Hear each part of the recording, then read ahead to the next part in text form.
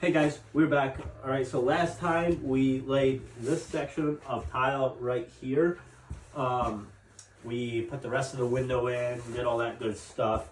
Now that this is dry from what we did last time, we can move the tile saw over onto this good stuff and then lay the rest of the rock board and start getting that end done. The reason why we do just a little section here is so we have a nice working area to put everything on so we can finish out the floor that we're working on.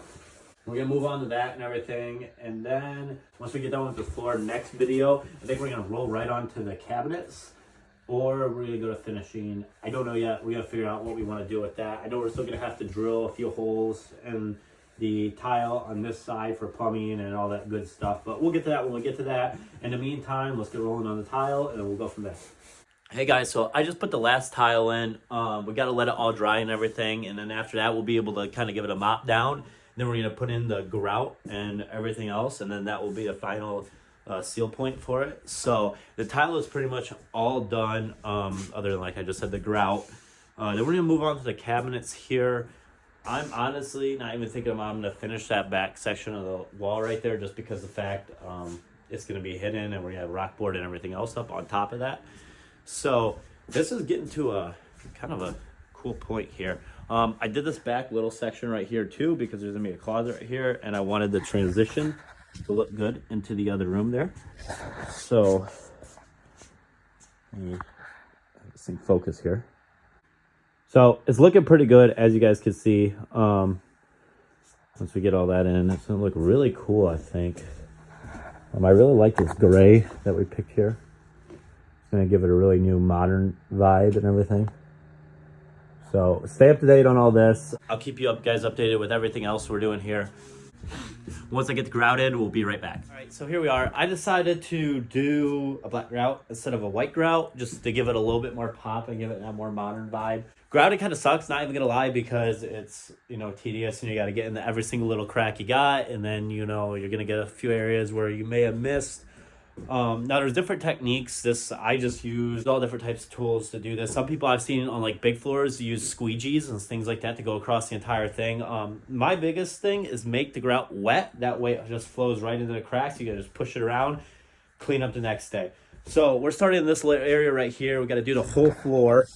We got to do the whole floor. As you can see, kind of get in there and you just work your rubber float around. Those are the little cracks that you got to fill there. So once all those little cracks are filled, this will all be good. I'll keep you guys updated here in a second. So let's get this done. We'll be right back. So guys, here's about the consistency that you want of this stuff. As you can see, it's pretty thin, and you just kind of take it here and you work it in there. Just like that. You got to do that for all the cracks. Okay, you make sure it's in everything, and you take the side there. And I mean, this stuff kind of gets going. You just kind of work it around, just like that, and work it all the way down the crack, just like that. And you want it this thin consistency. That way it gets all the way into all those cracks right there. So and you do that for the entire floor, just like that. All right, guys, so we got everything troweled in here right now. Now this is where we're going to give it all the last little touch. And basically we're going to go down each one of these little lines right here. And then what we're going to do is we're going to basically just run over it with our float. That way it kind of gives a nice little smooth touch down it. So I'm talking about, so you just take the end of your trowel, and I want you to go down all the lines. Just run straight down them like this. And make sure you do an angle like that so you don't get caught up on whenever you run over those right there. So you're running at about a 45. Just run all the way down it, just like that, and then you get all the side edges too. Same way, just right in an angle, just like that. Just like this. Just like that. And you need to do that down the entire floor. And then it'll look like that all the way across it. All right, guys, so this is all done. As you can see, it has that kind of like grid pattern to it going down there, and that's what you get from basically bringing your trowel down. Now the reason why I do that is because it smooths out each one of the grout lines, so when you get cleaned up and everything, it's going to look a lot better. Also, when you go down it like that, it'll give you a good show and tell if there's any little areas you might have missed. So always do that. It's just a good little rule of thumb and a good practice to have in mind. Now that we're done with this though, we're gonna wait for this to dry here, and then we can start doing the cleanup. And the cleanup is probably the worst part of doing tile. It absolutely sucks, and it's something that I kind of dread. So we're gonna get right to that, and then once we get this all cleaned up, this tile floor will be done. We'll be able to go on to the countertop. All right, guys, so if you notice, I just gave it its first mop down, and this is about an hour after I put on the first patch of grout. And the reason why I do this is just to get those lines right there smoothed out a little bit more than what they are.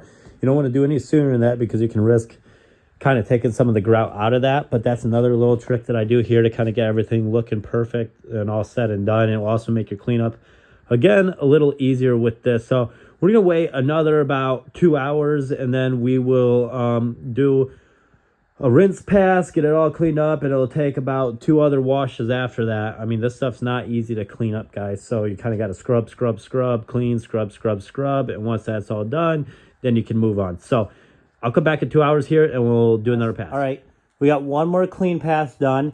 Now we're going to let it dry a little bit more, and once it dries, actually, we're going to let it fully dry, so it's been about 2 hours now. We're going to let it dry overnight here. We're going to come back and clean all this up.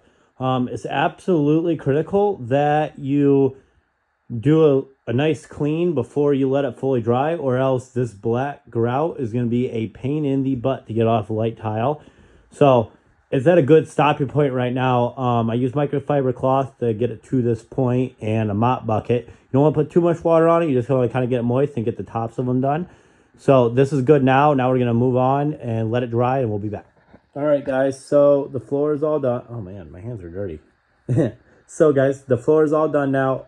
We did the black grout and everything. Did our last wash on it. It's about 3 hours later after we let it completely dry. This is good now. Now what we're going to do is we're going to cover this up with plastic in the next video, and we're going to get started on our cabinets. Now that this is all said and done, this is a good stopping point for this. I mean, this stuff looks really good. You guys could do all sorts of things with your tile. It doesn't really matter. I like the more modern gray vibe, but you know, this is what it should turn out like when it's all done. It looks good. The kitchen's finally starting to come along. It's looking like. So stay updated. Also, change of plans. So that door right there is actually going to get blocked off. We're going to stud it up and everything, and then we are going to put drywall over that to give a little bit more room to the kitchen. Then we're going to have that entrance right there. And then we're also going to have that entrance, and that's just going to be only 2 entrances. We're going to kind of cut that off. That's just for the dining room, and there's a big entrance going in over there into the dining room. So we're going to leave that all open over there and just get rid of that guy. But that'll be in the next few videos. In the meantime, stay updated. That's going to be it for this video. Peace.